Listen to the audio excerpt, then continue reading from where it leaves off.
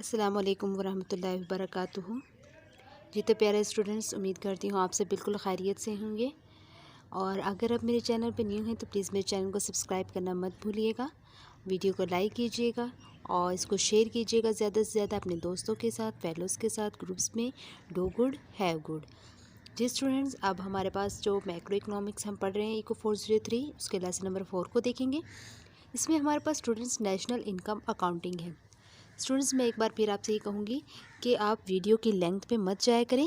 इसकी जो है वो ये ना देखा करें कि कितनी टाइमिंग की है, ज़्यादा टाइमिंग की है। आपने अपने कॉन्सेप्ट्स क्लियर करवाने हैं और मैं आपको जो है short questions, MCQs, long questions वो मैं आपको बताती रहती हूँ।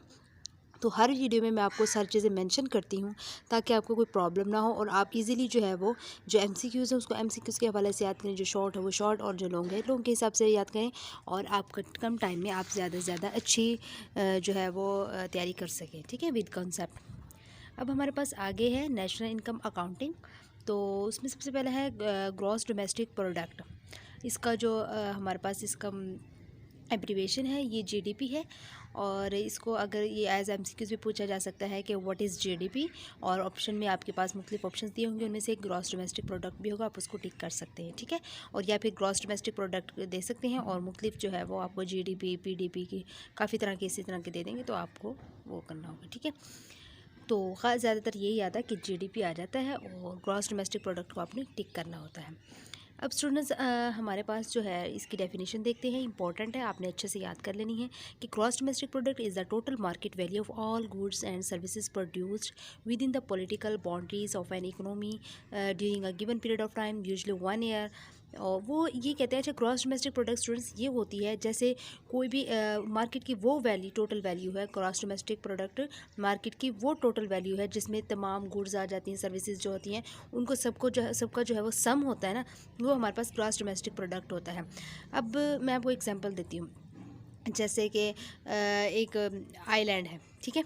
वहाँ पे जो है क्या कहते हैं कि जो फ़िशेज़ हैं उसके जो है वो काउंट करना होता है कि कितनी इकसाम की फ़िशेज़ हैं जो है वो उस आइलैंड में जो पाली हुई हैं, ठीक है। उसमें कितनी जो है वो किस्म की फ़िशेज़ हैं और कितनी हैं उनकी तादाद, और जो है विज़िटर्स कितने आ रहे हैं उनकी तादाद, ठीक है। और वहाँ पे मतलब जो जो चीज़ें होती हैं उन सब को काउंट करके जमा कर लेना, ठीक है, सबका सम कर लेना, वो हमारे पास इसका ग्रॉस डोमेस्टिक प्रोडक्ट आएगा। या हम ऐसे भी कह सकते हैं, जैसे कि हम एक स्कूल की बात करते हैं, लेट्स सपोज, तो उस स्कूल में लेकिन ये तो जो ग्रॉस डोमेस्टिक होता है ना, आपने बड़े पैमाने पे करनी होती है, 1 साल की पूरे उसकी करनी होती है। लेकिन जो मैं एग्जांपल दे रही हूँ कि जैसे एक स्कूल है, हमने जो है वो तादाद करनी होती है टोटल। जैसे कि हम कहते हैं कि मैट्रिक तक का स्कूल है और 10th क्लास के इतने स्टूडेंट्स हैं, 9th के इतने स्टूडेंट्स हैं, 5, 8, 6, 7 सब की अलग अलग निकाल के फिर उन सब का सम कर लेते हैं और फिर हम जो है वो बताते हैं कि हमारे स्कूल की तादाद टोटल इतनी है। तो ये इस तरह होती है ग्रॉस डोमेस्टिक प्रोडक्ट, यानी तमाम मार्केट की वैल्यूज़ जो हैं, जो जो गुड्स और सर्विसेज हैं, उन सब का जो है वो सम करेंगे आप, आपके पास ग्रॉस डोमेस्टिक प्रोडक्ट आ जाएगा। ये इंपॉर्टेंट डेफिनेशन है, मोस्ट इंपॉर्टेंट, तो आपने अच्छे से कर लेनी है। This is the government official measure of how much output our economy produce. तो वो कहते हैं कि ये देखते हैं कि ये हुकूमत का जो सरकारी पैमाना है, वो कहते हैं कि ये हमारी मैशत को जो है वो कितनी पैदावार देती है, ठीक है। तो ये इस चीज़ को मुहैया करने के लिए जो है वो ग्रॉस डोमेस्टिक प्रोडक्ट का हम यूज़ करते हैं। इट इंक्लूड्स, वो कहते हैं कि ये शामिल है कि total expenditure on domestically produced final goods and services. जैसे वो कहते हैं कि घरेलू तौर पर जो तैयार करदा हमारी जो फ़ाइनल गुड्स एंड सर्विसेज हैं, उनका जो उन पर जो है वो कुल अखराजात होता है वो इसमें शामिल है। और total income earned bye domestically located factors of production, ये जो कहते हैं कि जो हमारी ना लोकेटेड का मतलब होता है, ये domestically located factors of production का मतलब ये है कि जो हमारे पैदावार के कहते हैं कि पैदावार के जो मकामी तौर पर वाक़ होने वाले आवामी से हासिल होने वाली जो कुल आमदनी होती है वो भी इसी में इंक्लूड होती है, ठीक है। तो ये स्टूडेंट्स आपकी ग्रॉस डोमेस्टिक प्रोडक्ट थी। जी स्टूडेंट्स, ये द सर्कुलर फ्लो देख सकते हैं, आपके पास एक जो है वो बनाया हुआ है। आपको पता है एक ये हाउस होल्ड्स है, ठीक है।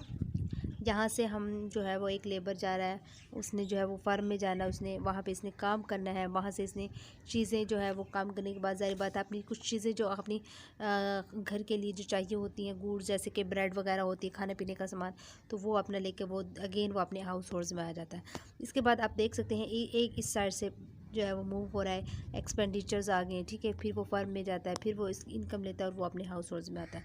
तो ये एक सर्कल फ्लो है कि मतलब आपने जो भी चीज़ है वो घूम फिर के उसी जगह पे जो है वो आ जानी होती है, चाहे इस साइड से जाए इस साइड से जाए, आपका एक ही जगह पे आपने आना होता है, ठीक है। जैसे हम कह देते हैं ना, जहाँ मर्जी दुनिया में घूम लो, आना तो अपने ही घर होता है, तो यही वो चीज़ है, सर्कुलर फ्लो। इसके बाद स्टूडेंट्स एक्सपेंडिचर क्या होता है? अच्छा, आपको पता है ये एक्सपेंडिचर क्या होता है? पता है किसी को? चलिए, नहीं पता तो मैं बता देती हूँ। एक्सपेंडिचर स्टूडेंट्स कहते हैं खर्च को, और जो कहते हैं कि खर्च जो है वो इक्वल होता है इनकम के। और वाई उन्होंने कहा है कि क्यों ऐसा क्यों होता है। देखिए, in every transaction the buyer's expenditure becomes the seller's income, thus the sum of all expenditure equals the sum of all income. देखिए, हर लेन देन जो ट्रांजैक्शन का मतलब क्या हुआ कि जो इन एवरी ट्रांजैक्शन यानी हर लेन देन में ख़रीदार एक खर्च बचने वाले की आमदनी बन जाता है। एक ख़रीदार जो है वो खर्च जी, ख़रीदार जो है वो कहते हैं कि एक ख़र्च बेचने वाले की आमदनी बन जाता है। और इसी तरह जो तमाम जो हमारे अखराजात हैं उनका मजमुआ जो है वो तमाम आमदनी यानी इनकम के जो है वो मजमुए के बराबर है।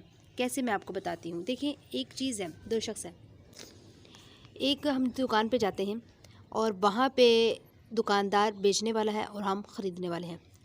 हमने जो ख़र्च किया चीज़ें लेने के लिए, ज़ाहिर बात है हम कोई हमें किस चीज़ की ज़रूरत होती है, हम पैसे का ख़र्च करते हैं ना, देन ही हमें वो कोई चीज़ मिलती है। हमने जो ख़र्च किया वो तो हमारे लिए, जो हमने पैसे उसको दिए यानी कि वो हमारे लिए क्या हो गया, ख़र्च हो गया। लेकिन जो बेचने वाला था उसने वो पैसे लेके हमें चीज़ दी, उसकी वो क्या बन गई, आमदनी बन गई। मेरे पैसे मैंने उसको दिए, वो मेरे लिए ख़र्च बन गया, लेकिन जो बेचने वाला था, दुकानदार है, उसके लिए वो पैसे क्या बन गए, आमदनी बन गई। क्लियर? ये चीज़ थी कि एक्सपेंडिचर इज़ इक्वल टू हो गया इनकम के, इस तरह ये बराबर होता है, ठीक है। और the sum of all expenditure equal the sum of all income के है। और ये इंपॉर्टेंट एमसीक्यूज़ आपने अच्छे से इसको जो है वो याद करना है कि तमाम जो एक्सपेंडिचर का जो सम है वो इक्वल होता है तमाम इनकम के सम के। इसके बाद रूल्स फॉर कंप्यूटिंग जीडीपी। अब जीडीपी आपको पता है, ग्रॉस डोमेस्टिक प्रोडक्ट, ये होता क्या है, तमाम चीज़ों का सम की बात हो रही होती है इसमें जीडीपी में। To compute the total value of different goods and services the national income accounts use market prices. तो अब वो कहते हैं कि मुख्तलिफ अशिया और ख़दमात यानी जो भी हमारे गुड्स और सर्विसेज हैं, ठीक है, तो उनकी कुल कीमत का हिसाब लगाने के लिए कौमी आमदनी के हिसाबात मार्केट की कीमतों का इस्तेमाल करना होता है इसमें।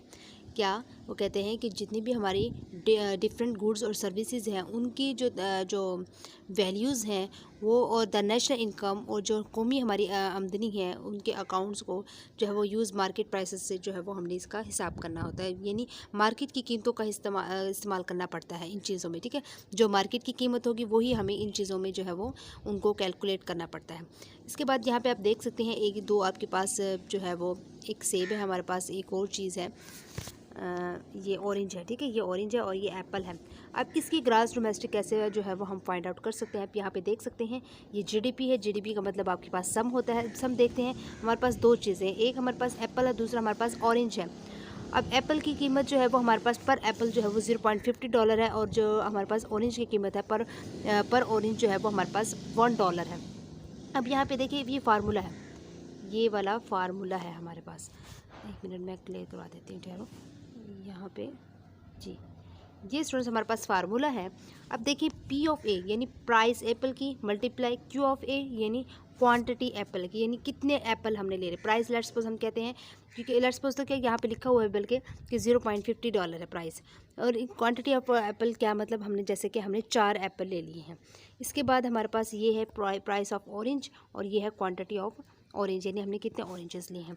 अब यहाँ पे देखिए, उन्होंने $0.50 तो प्राइस होगी एप्पल की, और 4 उन्होंने एप्पल लिए, और यहाँ पे $1 इसकी प्राइस है ऑरेंज की, और 3 उन्होंने ऑरेंज ले लिए। जब इसको इससे मल्टीप्लाई करवाया, इसको इससे मल्टीप्लाई करवा के इनका सम किया, तो हमारे पास जीडीपी कितनी बन गई, $5 बन गई।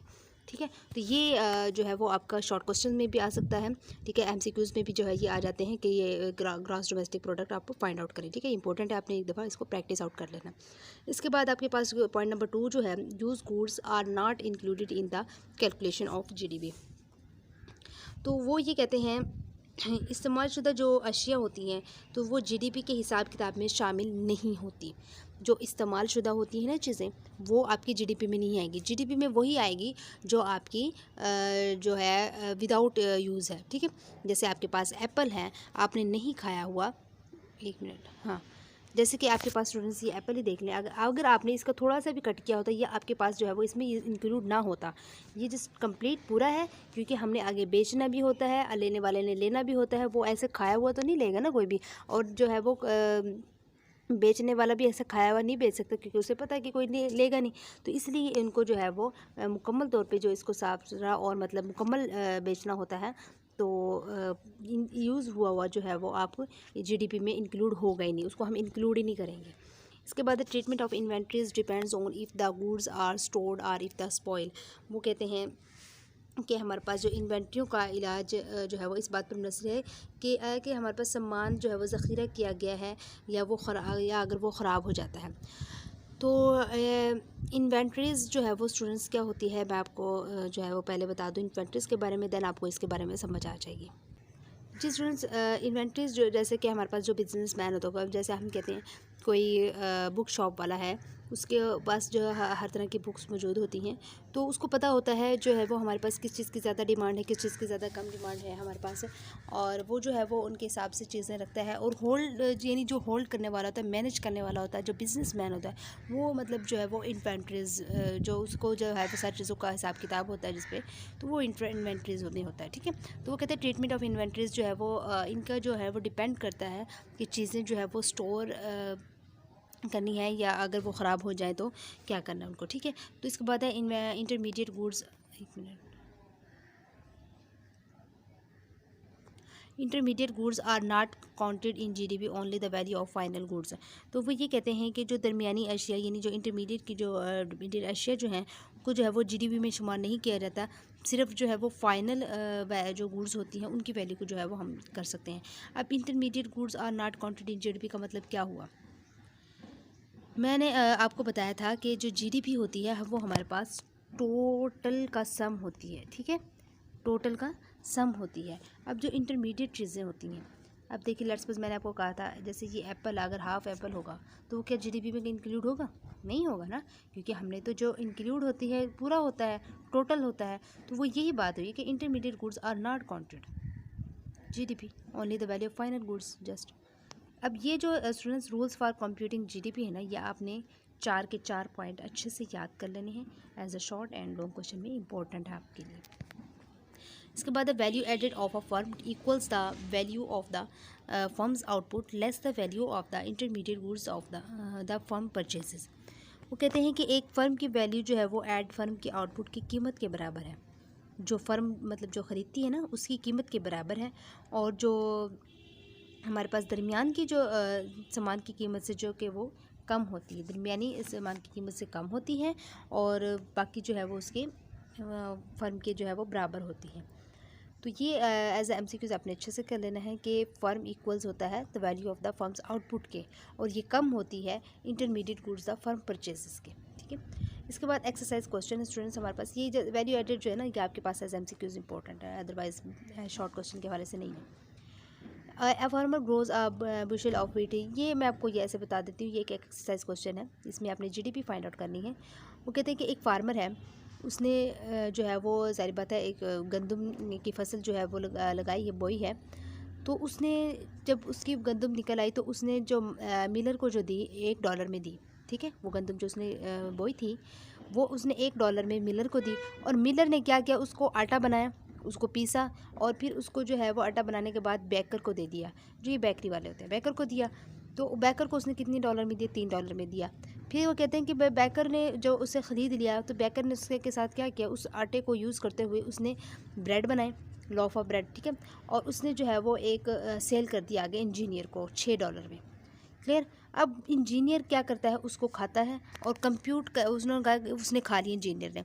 अब compute value added at each stage of production and GDP, वो कहते हैं कि आपने जो है वो तमाम वैल्यू को ऐड करना है, ठीक है, जो कि प्रोडक्शन से के स्टेज से जो स्टार्ट हुआ था हमारे पास, सब तमाम उनको ऐड करना है और आपने जीडीपी बतानी है।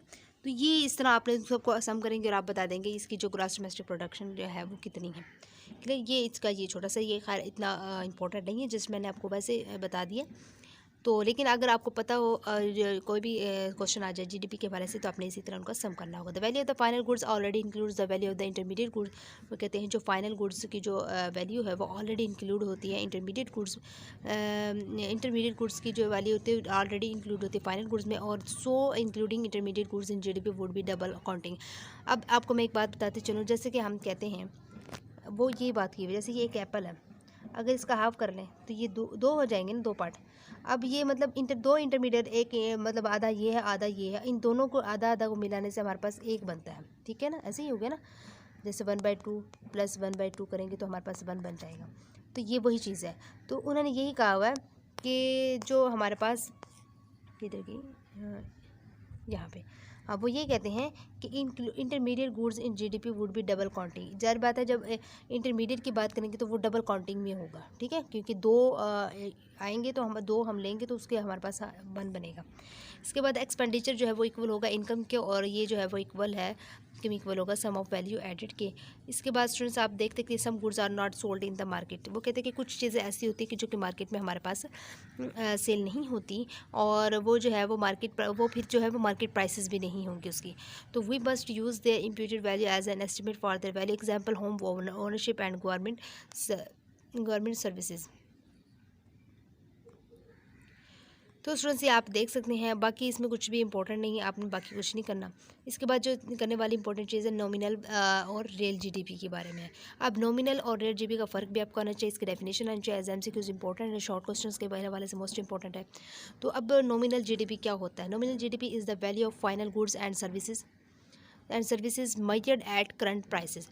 अब मैं आपको एक एग्जांपल देती हूँ, जैसे हम एक शर्ट ख़रीदते हैं, जैसे कि हम कहते हैं कि हमने 2023 में जो वो शर्ट ख़रीदी थी वो $50 की ली थी, ठीक है, लेकिन एक साल बाद अब हम 2024 में उसी शर्ट को, वही चीज़ है, वही ब्रांड है, वही हर चीज़ है, साइज़ है, कलर भी लगा लें आप, यहाँ तक कि सब कुछ सेम है, बट उसकी 2024 में उसकी 5% जो है $5 जो है वो इंक्रीज़ होगी उसकी वैल्यू। तो ये नॉमिनल वैल्यू, वो कहते हैं कि करंट प्राइसेस से जो है वो हम उसको मेजर करते हैं उसकी फाइनल गुड्स को। तो ये नॉमिनल जो है जीडीपी हो गया, और it can change over time either because there is a change in the amount real value of goods and services or change in the prices of those goods and services. वो ये कहते हैं कि ये जो है ना नॉमिनल जीडीपी, ये हमारे पास चेंज होती रहती है बिकॉज जो ओवर टाइम के साथ साथ जो है वो हमारे पास ये चेंज होती रहती है। तो अब इसका जो है वो फार्मूला हमारे पास क्या है, नॉमिनल जीडीपी का फार्मूला हमारे पास capital Y is equal to capital P और आई वाई, ठीक है। तो वेयर पी जो है वो हमारे पास प्राइस है एंड स्मॉल वाई जो है वो हमारे पास क्या है, रेल आउटपुट है। ये फार्मूला अच्छे से याद करना है आपका, जो है वो न्यूमेरिकल बना के वो दे सकते हैं, और आपको कहेंगे कि नॉमिनल जीडीपी फाइंड करें तो आपने बना लेनी है। इसके बाद रियल जीडीपी क्या होता है, is the value of goods and services measured using a constant set of prices. Constant set of prices का मतलब, जैसे अगर आपने मैं ये शर्ट की भी एग्जांपल लेती हूँ, जैसे हमने 2023 में जो बोली थी वो $50 की ली थी, और अब 2024 में $5 हो गई है, लेकिन हम उसको मुवाजना तो रेल वैल्यू से ही करवाते हैं ना, कि मतलब इतनी इसकी रेल वैल्यू थी, अब वक्त के साथ जो है वो इसको बढ़ा दिया गया है, ठीक है। तो वो हमारे पास जो $5 वाली होगी, $50 वाली होगी, तो वो हमारे पास रियल जीडीपी होगी, और इस रियल जीडीपी का फार्मूला जो है वो small Y is equal to capital Y over P आ जाएगा। अगर इनसे जो आपका फ़र्क पूछा जाए तो आपने ये जो मैंने फार्मूले जो है वो हाईलाइट किए हुए, जैसे कि ये वाले, ये डेफिनेशंस और भी जो है वो इनके फार्मूले मैंने हाईलाइट किया, आप ये इसके फ़र्क में लिखेंगे, और आप ये भी देख सकते हैं कि the distance between real and nominal can also be applied to other monetary values like wages. तो यानी कि आप यहाँ पे देख सकते हैं nominal wages can be denoted by W and decompose into real value small w। Nominal जो है आपके पास, नॉमिनल वेजेस जो है वो कैपिटल W से इसको आप रिप्रेजेंट करते हैं, और जो रियल वैल्यू जो है, रियल वैल्यू वेजेस जो है वो आप स्मॉल W से रिप्रेजेंट करते हैं। और प्राइस वेरिएबल जो है वो हमारे पास P है।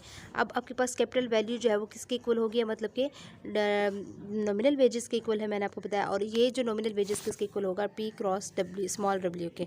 और इसी तरह जो रियल स्मॉल w जो है वो इक्वल है रियल वेजेस के, और जो कि इक्वल है हमारे पास कैपिटल W ओवर P के। तो ये फार्मूले आपने अच्छे से याद कर लेना। मिक्स थोड़ा सा हो जाएंगे स्टार्ट में, लेकिन इंशाल्लाह जो है वो अगर आप ध्यान से करेंगे तो आपको कोई प्रॉब्लम नहीं आएगी। इसके बाद वो कहते हैं this conversion from nominal to real units allows us to eliminate the problems created by having a majestic fla fla fla। तो मतलब ये मैं आपको बताते चलूँ कि ये कहते हैं कि जो हमारे पास नॉमिनल से जो रियल यूनिट्स में जो है को इकाइयों में ये तब्दीली हमें पैदा करदा मसाइल को ख़त्म करने की इजाज़त देती है, ठीक है। तो वो कहते हैं कि जो हमारे पास क्रिएट होते हैं प्रॉब्लम्स, तो ये जो है वो इनको ख़त्म करने, एलिमिनेट का मतलब होता है ख़त्म करना। इन प्रॉब्लम्स को जो है वो ख़त्म करने के लिए जो है वो हमें अलाउ करती है, इजाज़त देती है। और जैसे कि हमारे पास created by having Maihar stick, हम एक जो है वो स्टिक मैयर करते हैं, स्टिक जो है वो क्रिएट करते हैं बाय मैयरिंग स्टिक बनाते हैं मैयरिंग के लिए। और the essentially changes length over time. और फिर क्या होता है, हम टाइम के ओवर टाइम के साथ साथ जो है वो उसकी लेंथ को भी बढ़ा देते हैं एज अ प्राइस लेवल, जैसे कि हमारे पास प्राइस लेवल चेंज होता है, ठीक है। तो इसके बाद स्टूडेंट्स एक एग्जांपल आपके पास है, अप्लाई एंड ऑरेंज और एप्पल एंड ऑरेंज इकोनॉमी। वो कहते हैं कि आपने जो है वो इनकी GDP फाइंड करनी है, ठीक है। और आपने ये देखना है कि कैसे जो है वो रियल GDP इस कंप्यूटेड होती है इन over Apple and orange economy में। जैसे कि हमारे पास, हम चाहते हैं कि 2022 से लेके 2002 सॉरी और 2003 से हम जो है वो चाहते हैं कि इनकी GDP को काउंट करना। तो हम कैसे करेंगे, यहाँ पे देखें रियल GDP इन 2022। अब रियल GDP का आपको फार्मूला पता है, price of apple multiply quantity of apple और the plus price of orange and multiply price of sorry हाँ क्वांटिटी ऑफ ऑरेंज आ जाएगा। तो ये आप इस तरह लिखते जाएंगे और ये इस तरह आपका जो है वो वैल्यू आ जाएगी। वेयर वो कहते हैं ए जो है वो स्टैंड फॉर एप्पल एंड ओ जो है वो स्टैंड फॉर ऑरेंजेस है, ठीक है। ये मैंने आपको बता दिया है। जितने स्टूडेंट्स इस तरह आप जो है वो इनकी प्राइस और जो है वो क्वांटिटी आपके पास मौजूद होगी तो इंशाल्लाह आप जो है वो इसकी GDP फाइंड आउट कर सकते हैं इजीली। और जितने स्टूडेंट्स आई होप से आपको मेरी वीडियो पसंद आई होगी। अगर आपको मेरी वीडियो से एक लफ्ज़ की भी समझ आती है, कुछ भी आपको बेनिफिट हासिल होता है, तो प्लीज़ मेरी वीडियो को लाइक कीजिएगा, शेयर कीजिएगा, चैनल को सब्सक्राइब करना मत भूलिएगा। इतनी मेहनत की जाती है आप लोगों के लिए, तो प्लीज़ सब्सक्राइब करना तो बनता है। जितने स्टूडेंट्स मिलते हैं नेक्स्ट लेक्चर के साथ, इतनी देर के लिए जो है वो आप मुझे इजाज़त दीजिएगा। Thank you so much and अल्लाह हाफिज़, टेक केयर, बाय बाय।